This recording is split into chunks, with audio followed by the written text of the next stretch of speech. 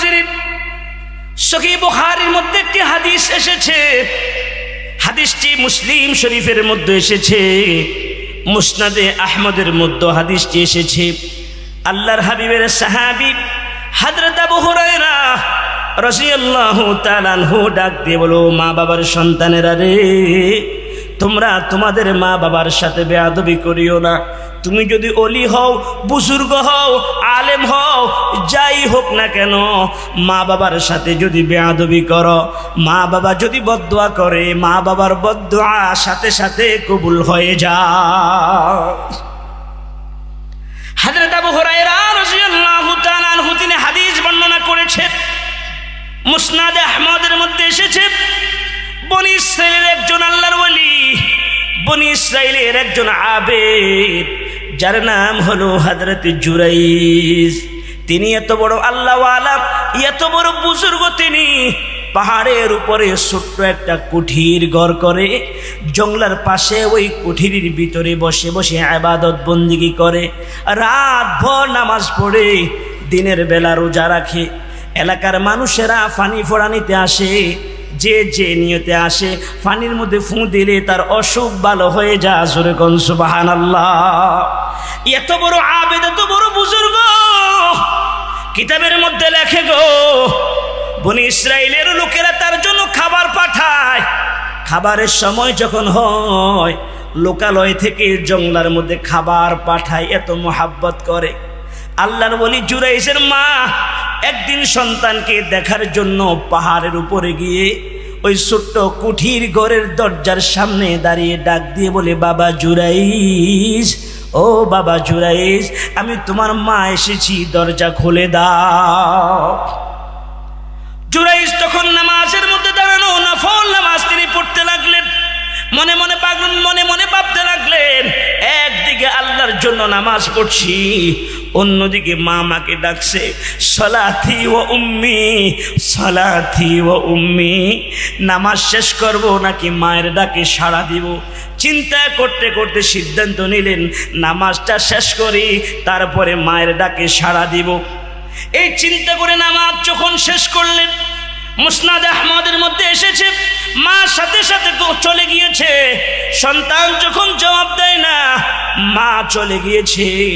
বাড়িতে যাওয়ার পরে মায়ের মন তো মানে না, আহারে আমার সন্তানের কি যেন হয়েছে, কেন জবাব দিল না। পরের দিন মা আবার এসেছে, আইসা আজকেও দরজার মধ্যে টোকা দেয়, বাবা জুরাইজ, আমি তোমার মা এসেছি, দরজা খোলো।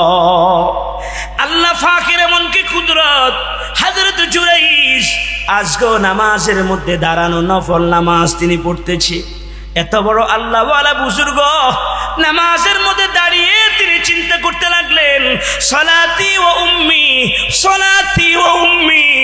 নামাজ শেষ করব নাকি মায়ের ডাকে সাড়া দিব? আজকেও নামাজ শেষ করলেন। নামাজ শেষ করে তিনি মায়ের ডাকে সাড়া দেওয়ার জন্য যখন দরজা খুলেছে, নজর করে দেখে আজকেও মা না, মা চলে গিয়েছে। মায়ের মনটা মানল না। তৃতীয় দিন আবার মা এসেছে, এসেই ডাক দিয়ে বলে, বাবা জুরাইজ, আমি তোমার মা এসেছি, দরজাটা খুলে দাও। আল্লাহ ফাকের এমন কি কুদরত, হযরত জুরাইজ আজকেও নামাজের মধ্যে দাঁড়ানো, সলাতি ও উম্মি, সলাতি ও উম্মি। হায়, মায়ের ডাকে সাড়া দিব না নামাজ ছেড়ে দিব? চিন্তা করতে করতে নামাজ পড়তে লাগলেন। মায়ের ডাকে সাড়া দিলেন না। মা মনে কষ্ট পেয়ে বদদুয়া দিয়ে ফেললেন, আল্লাহ, আমি 3 বার এসেছি, 3 দিন আমার সন্তানকে দেখার জন্য বড় আশা করে এসেছি, কিন্তু আমার সন্তান আমার ডাকে সাড়া দিল না, আমার সাথে দেখা করলো না। আল্লাহ গো, ও মাবুদ, আমার সন্তান আমাকে অপমান করেছে। সহিহ বুখারীর বর্ণনা এসেছে, জুরাইজের মা কান্না করে বদদুয়া দিলেন, আল্লাহ, আমার সন্তান আমাকে যেভাবে অপমান করেছে, বেইজ্জতি করেছে, তুমি আমার সন্তান জুরাইজকে মৃত্যুর আগে অপমান না করে মৃত্যু দিও না। মা বদদুয়া দিতে দেরি হয়েছে, আল্লাহ তাআলার দরবারে কবুল হতে দেরি নাই। বাবাজিরা গো, এত বড় বুজুর্গ আল্লাহওয়ালা, এত বড় আল্লাহর ওলি জুরাইদ 3 দিন অতিবাহিত না হতে সুন্দরী সুরুষী যুবতী একটা মেয়ে হযরতে জুরাইজের ঘরের দরজার সামনে এসে টোকা দিতে লাগলো। জুরাইজ দরজা খুলে তাকিয়ে দেখে সুন্দরী সুরুষী যুবতী একটা নারী। ওই মহিলাটি ডাক দিয়ে বলল, হুজুর, যৌবনের চাহিদা মিটাইতে পারি না, দেখেন আমার চেহারা দিকে তাকিয়ে দেখেন, কত সুন্দর চেহারা, চুলগুলি কত সুন্দর, চোখের ভুরুটা কত সুন্দর। আপনি আমার সাথে মিলিত হন, আমার মনের আশা পুরা করে দেন। কথা দিলাম গো, লোকালয়ের কোনো মানুষ জানবে না, মানুষ জানা তো দূরের কথা, পশু পাখি কাক পর্যন্ত জানবে না। যখন এই কথা বলেছে, আল্লাহর ওলি জুরাইজ ডাক দিয়ে বলল, মাআযাল্লাহ ইন্নী আখাফুল্লাহ, আল্লাহু আকবার, আমি না আল্লাহকে ভয় করি, চলে যাও। মহিলাটাকে যখন অপমান করে তাড়িয়ে দিলেন, মহিলার মেজাজ গরম হয়ে গেল, মনে মনে সিদ্ধান্ত নিল এটার প্রতিশোধ নিতে হবে। হুজুর কেন মনের আশা পুরা করলো না, এর প্রতিশোধ আমি নিবই। মহিলাটি বাড়িতে ফিরার সময় নজর করে দেখে জঙ্গলার মধ্যে ছাগলের রাখাল শুয়ে আছে। রাখালকে ঘুম থেকে জাগালো, রাখাল উঠ।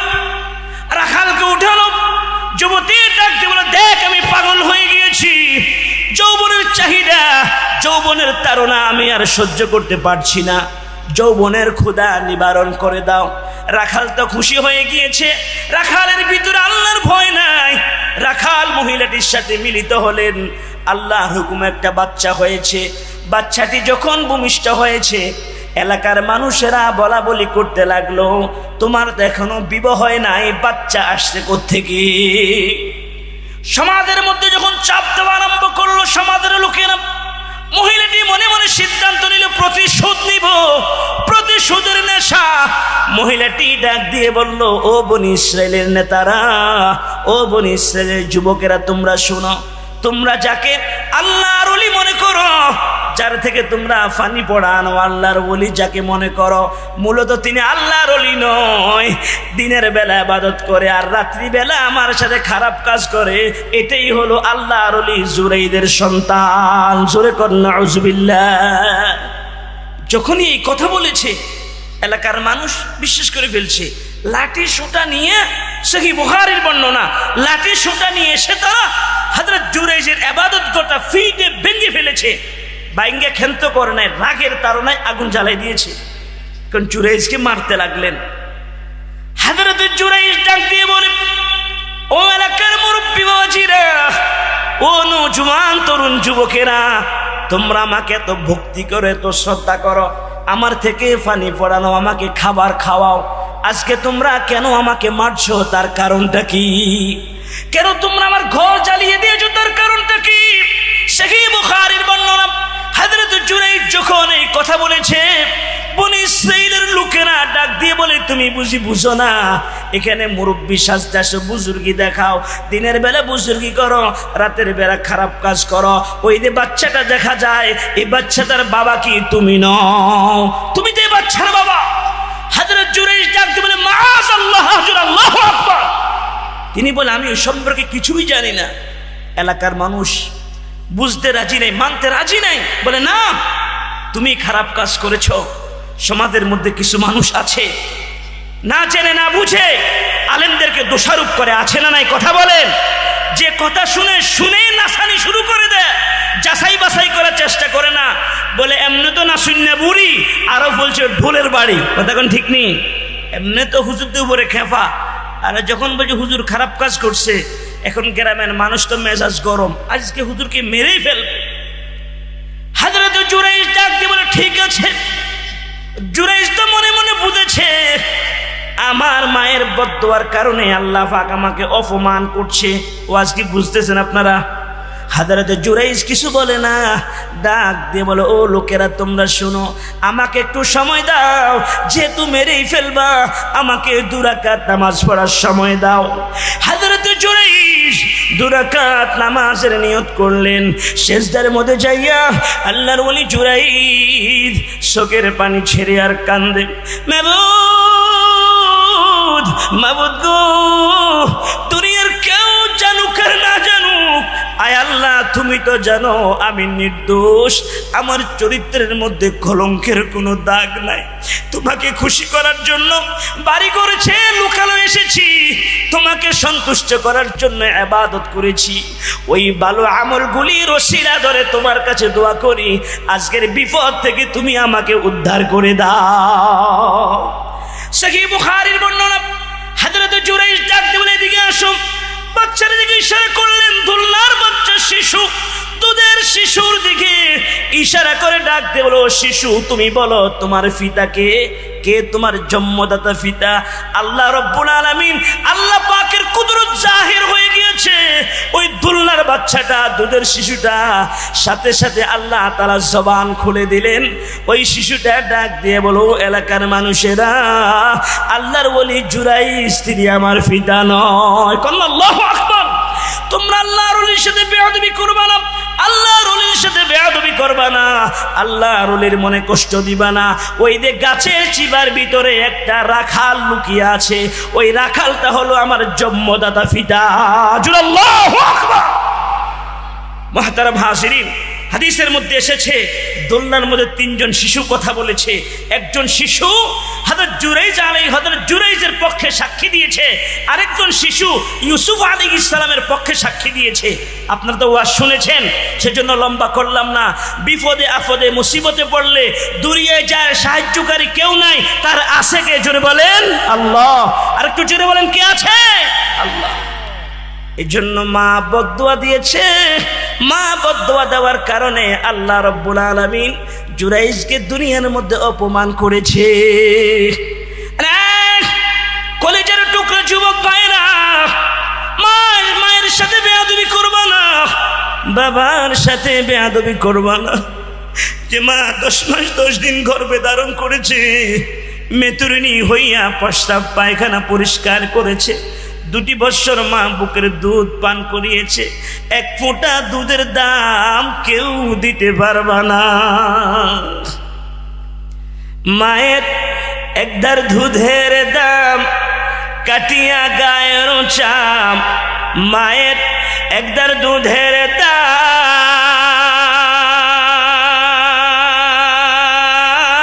মায়ের 1 ধার দুধের দাম কাটিয়া গায়ের চাম, পাপুষ বানাইলে ঋণের সুদ হবে না। এমন দরদি ববে কেউ হবে না আমার মা গো, এমন দরদি ববে কেউ হবে না আমার মা গো। মায়ের 1 ধার দুধের দাম কাটিয়া গায়ের চাম, মায়ের 1 ধার দুধের দাম, মায়ের 1 ধার দুধের দাম কাটিয়া গায়ের চাম, পাপুষ বানাইলে ঋণের শোধ হবে না। এমন দরদি ববে কেউ হবে না আমার মা গো, এমন দরদি ববে কেউ হবে না আমার মা গো। মায়ের মতো আপন কেউ আছে?